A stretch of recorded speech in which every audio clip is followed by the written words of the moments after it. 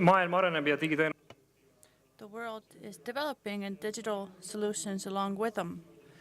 We are almost at the very end. But before we go, I would like to ask now to the stage to talk about the future of Estonian Occupational Qualification System, Ms. Maaja-Katrin Kerem, member of the Management Board, Estonian Qualifications Authority.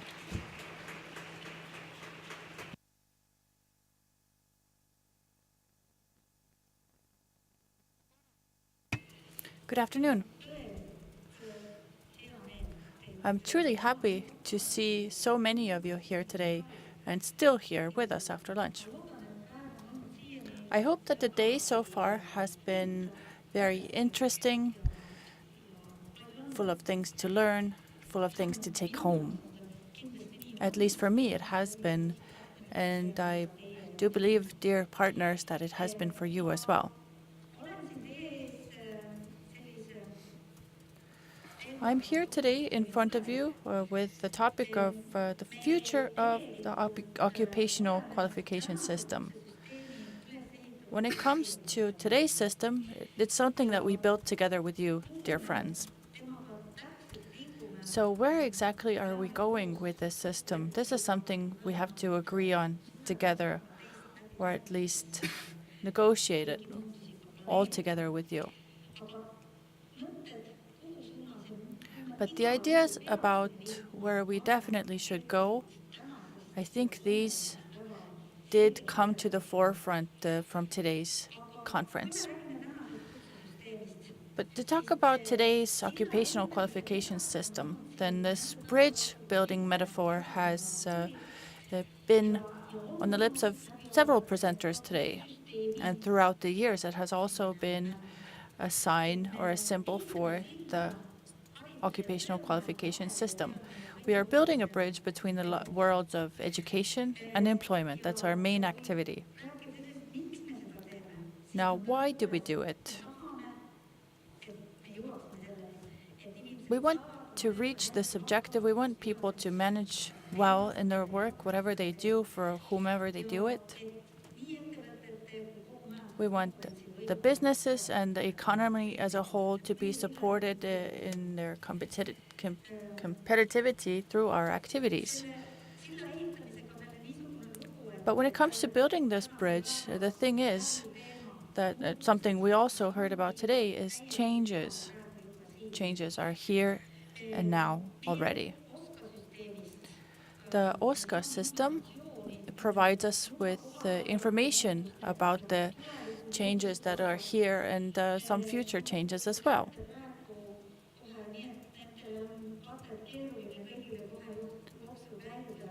And there are so many of them that they are hard to keep up with. However, we came out with this publication, Work and Skills, Töö ja oskused 2025.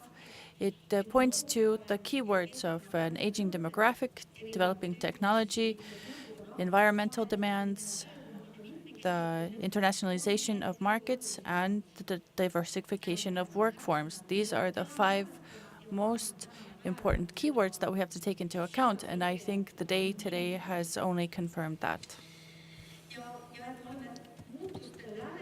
The fact that we are on the threshold of changes, and actually some of these changes are already here, is something that we can't understand. We can't understand the magnitude of these changes unless we are inside of them. It's quite complicated. And we see that what's more important than occupations is that the people's skills should change. This is also something that we have very convincingly heard about today. The change is already here, and we need people to change their skills, to be adaptable, because needs are changing fast. And we see that these new skills are coming into our lives on their own. And with all that, with the occupational system, we have to go along with the changes and also keep a step ahead of those changes. That sometimes might not be easy to notice. And there's no way around it. We have to be ready for these changes. Now, if we talk about building a bridge, We don't want to be in a situation that we see in this picture. In order to avoid that, we have to be prepared. We have to understand what are the right things to do so that our bridge doesn't end up like the one on the picture. Now, this is something that we can do together with you. We can make sure that our bridges meet.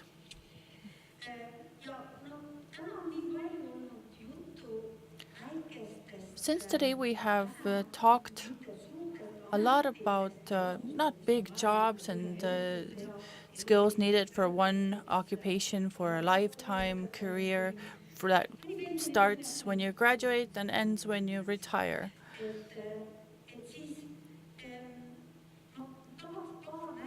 I would like to give you a few examples from elsewhere in the world. In addition to open badges and digital uh, examples, some examples of what's already been done. For example, micro-credentialing in Australia. And here I would like to call on all of you. I think we all understand the English phrase of micro-credentialing and open badges. My call to you, dear colleagues, is to use this electronic opportunity that you have right now and give us advice on what could be a good Estonian language word for open badges and micro-credentials. So please let us know what you think could be a good term in Estonian. Maybe there are some that we will start using afterwards. For starters, I have started using the word mini qualifications, which is quite understandable in Estonia. So Deakin University in Australia for several years has been providing these mini qualifications, mini credentials for the development and recognition of different skills. For example, general and key skills, management skills, technical skills, in the field of marketing, example, risk management, and so on. In this presentation, I have some links to sources, and I won't be opening them here on the screen. But towards the beginning, there was a question from the audience about the presentations, whether they would be accessible. Then yes, on the website of our conference,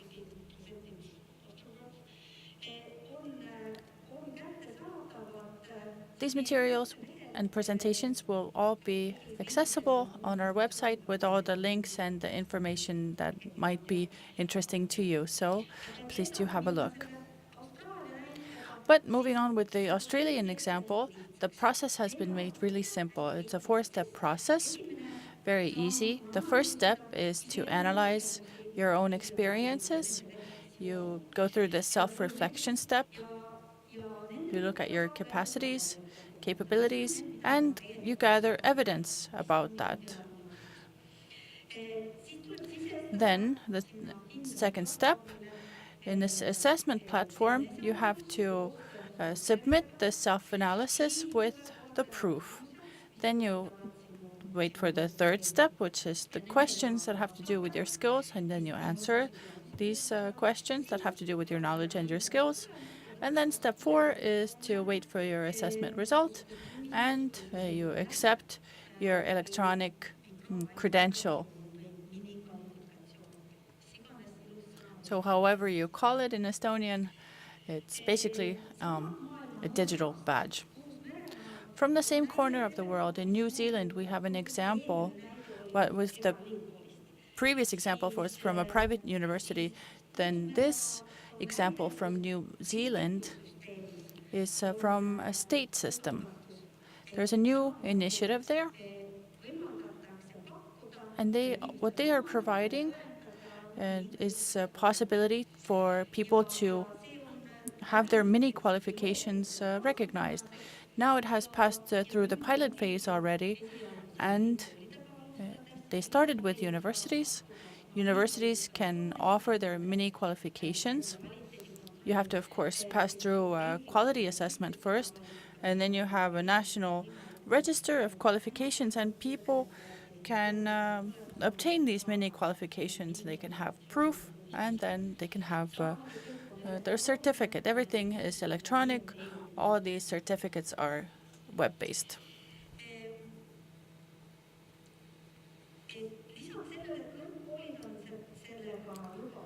In addition to the fact that the New Zealand universities have joined up,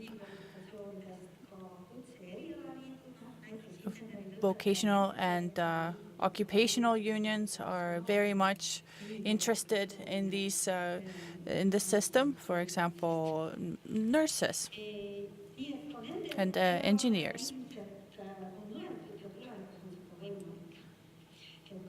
So in the future, it will be possible for professionals to develop their skills and to have their skills recognized within the system. Here we also have a link where you can browse this topic more closely.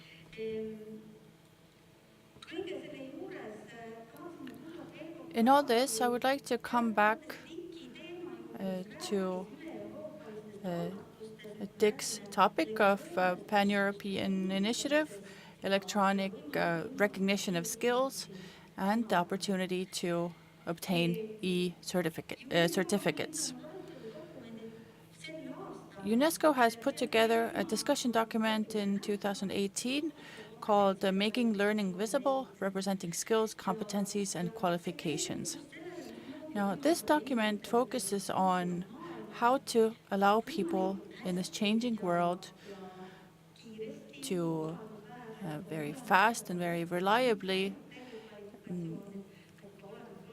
present and have their existing skills recognized. And not only existing skills, but future ones as well. How to make your skills visible. Now, creating this international system, having this uniform platform, UNESCO finds that it is an important key word for the future, and we have to move towards that so that we would have an internationally kept environment where people can prove their skills, where they can showcase their skills, where they can link to their profiles in recruitment portals, for example, and so on.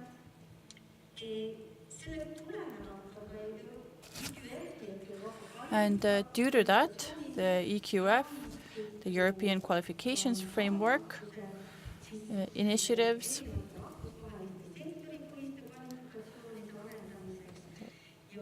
have been geared at developing these sector-based international qualification frameworks. And as Dick already mentioned, the EU's new initiative is the renewed Europass e-portfolio. What we also have today is the EQF qualifications portal. You have the link in this presentation as well. If you haven't seen it already, you can use this link to see how the qualification frameworks of different member states compare. And you can also see which countries have basically homogenized their qualification frameworks with the European one. And this also links up with the national qualification databases, and I'm happy to say that the Estonian qualification framework portal is also connected to this European EQF portal. Another initiative that serves the same purpose of having people's skills and qualifications across Europe recognized and comparable and described in the first place is the ESCO.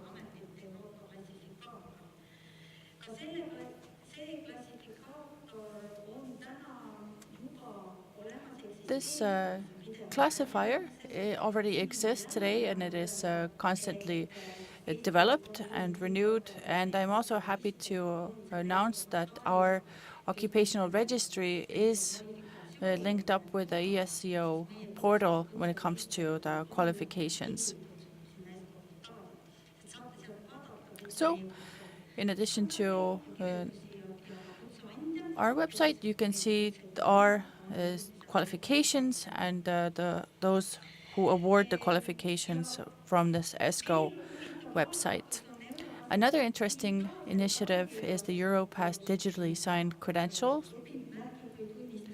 These are again some these certificates or badges. This is something that is being worked on right now. It's being developed as we speak, and it is a pan-European system or environment of e-certificates, where you can basically present and keep qualification badges in one platform. Now, Commission has said that December 2018 will see the presentation of the concept model for this platform. When it comes to the Europass e-portfolio, Dick already talked to you about it. It's quite an ambitious undertaking. And the first stage should be completed by winter 2019-2020. Of course, it will be very interesting to see how these things will develop.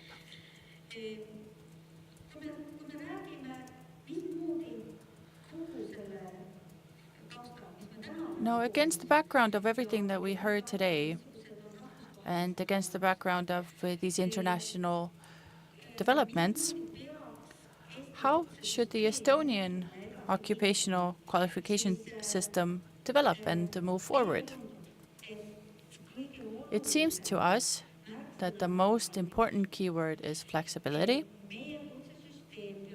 Our occupational qualification system also has to allow for studying, as well as for teaching, for recognizing, as well as for presenting. All these mini qualifications, all these skills that you obtain, in addition to larger qualifications. We want to do that as in a user-friendly way as much as possible. And I do believe that is something that we can't get around. Our occupational qualification system has to change. And the competency descriptions are the things that we should register. So these skills profiles should be usable for different purposes. They should allow for the compilation of either narrow or wide profiles. And I think that is a topic that touches all of us here today. And this is definitely something that we can discuss and take quick steps on.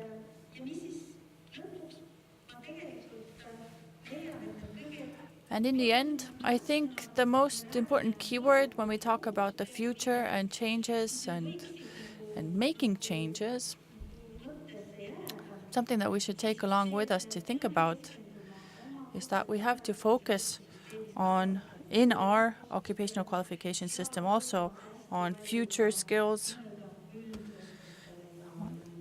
and pay attention to general skills and key competencies, which has been talked about so much. And in the end, they are becoming more significant than the actual precise work-related skills.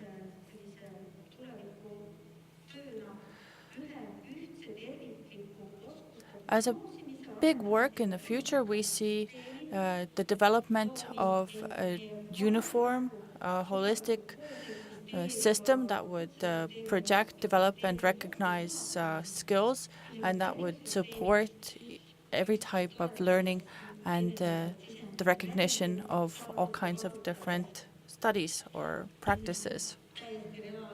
And I think this is something that is going to start developing very rapidly. And based on everything that we heard about today about open badges and micro credentials, we can't get around e-certificates, e-vocational certificates, e-diplomas in Estonia. And in that sense, I have a bit of good news. Together with the Ministry of Education, we have started the transfer to certificates, and this is something that is awaiting us in the very near future.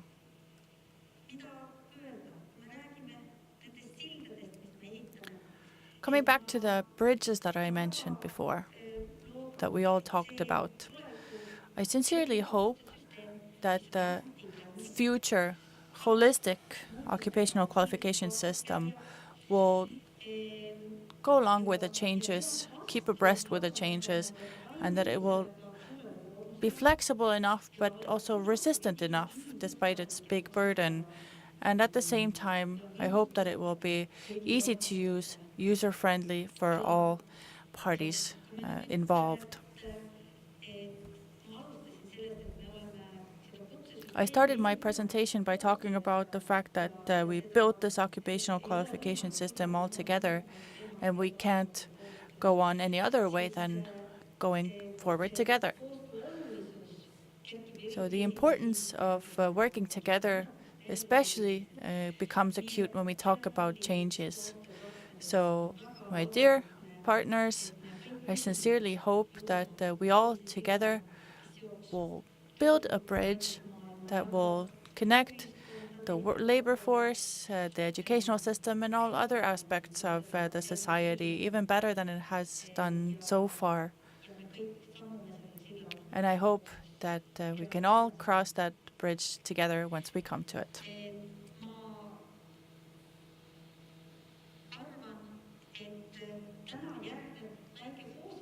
I think this reception that awaits us today will help us uh,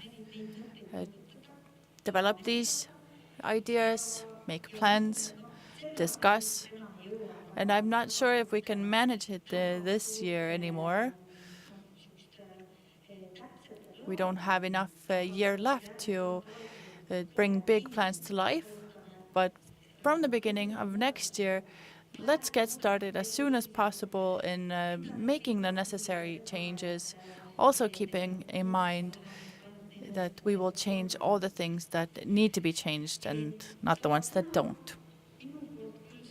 But today, thank you very much to all of you for your fantastic contribution to the occupational qualification system. Thank you for being so numerous here today, and thank you for making this conference so valuable through your presence. Thank you all very much. And we have a wonderful holiday time awaiting us, so I wish you all peaceful holidays. Thank you.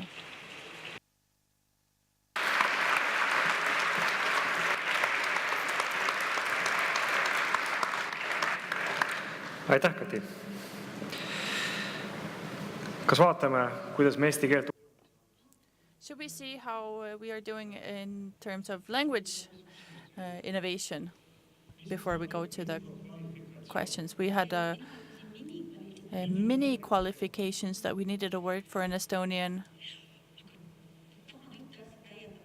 But something I wanted to add, in Estonia, at the Tallinn University, I know that they also use these micro badges, and they call them õpimärk. Oskusmärk, skill sign, micro assessment, oskusmärk, skill sign.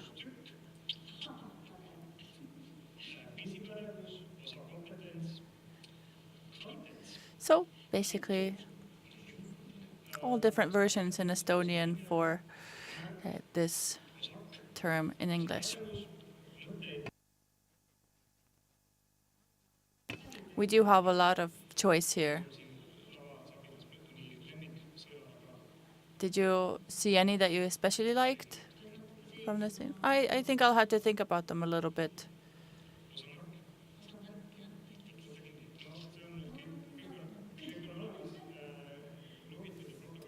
Well, everything is here. It's logged, it's protocoled, and we can all access them later, and you can use these for inspiration.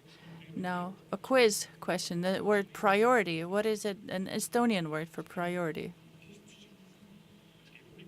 Does anybody in the audience know how to say priority in Estonian?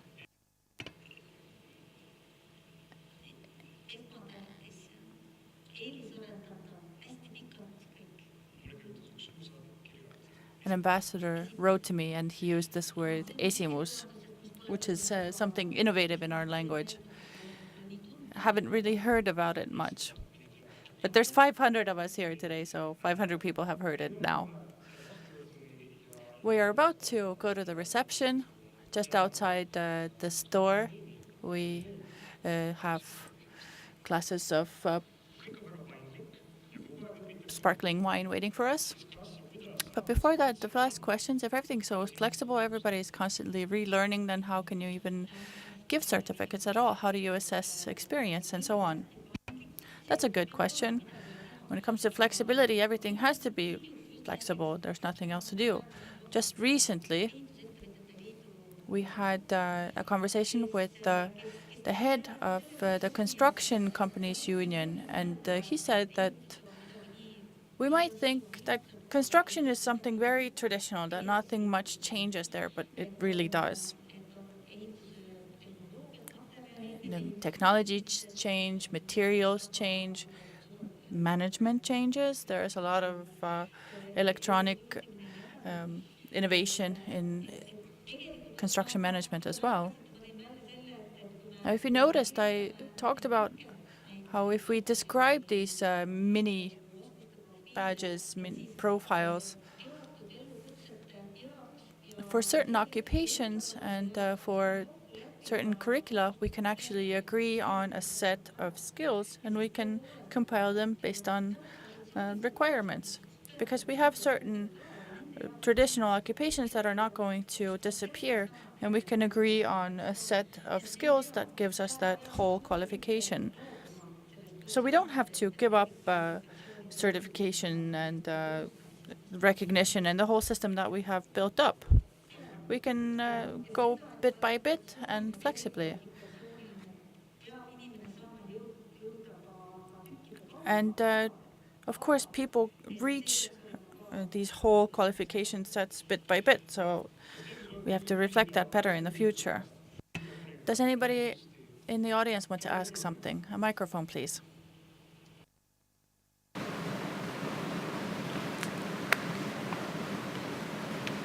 Thank you very much. Thank you. Yeah.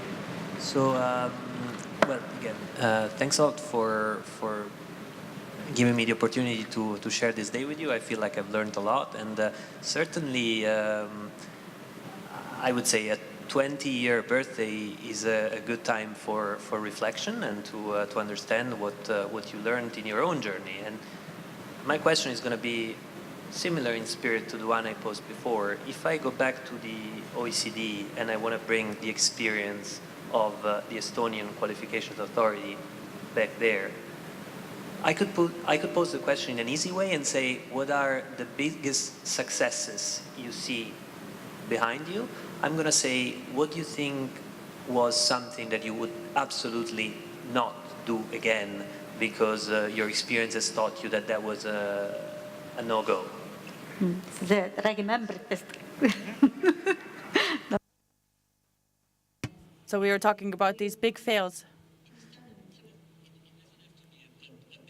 And you may say I don't have any big fail behind me, but you know, any word of caution that comes from your experience in terms of what someone who would want to do the same elsewhere would have to be aware of and careful with. Mm-hmm. First of all, the first question, what is our biggest success?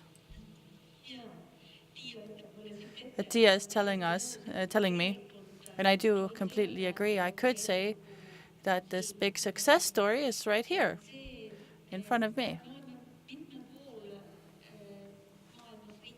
We have traveled around the world in Europe, and we have seen people talk a lot about partnership, about cooperation in education and labor issues.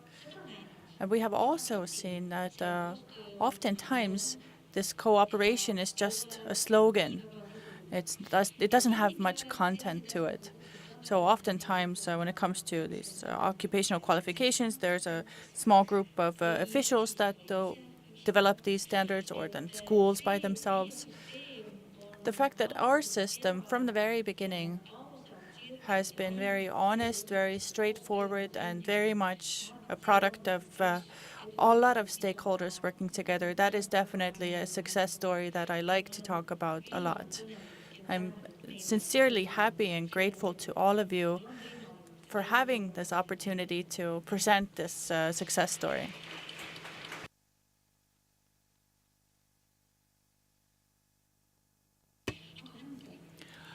But about the fail, Dia, help me out here. Do we have any fails?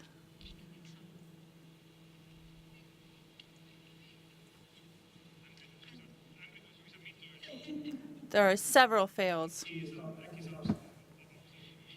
Maybe we can discuss that in a more less formal setting. I'll find you later with a glass of wine and I'll tell you about it. Last question, which is a good question for ending.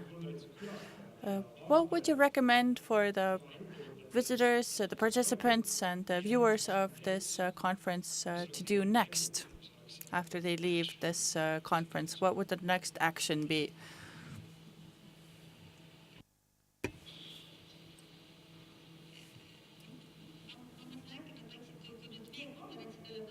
If we think about the conference, maybe they could look amongst themselves in their personnel and they think about how many of their workers have occupational qualification certificates. And if there are none, maybe they could have some. So that could make them think more about whether my workers' skills are the skills that we actually need.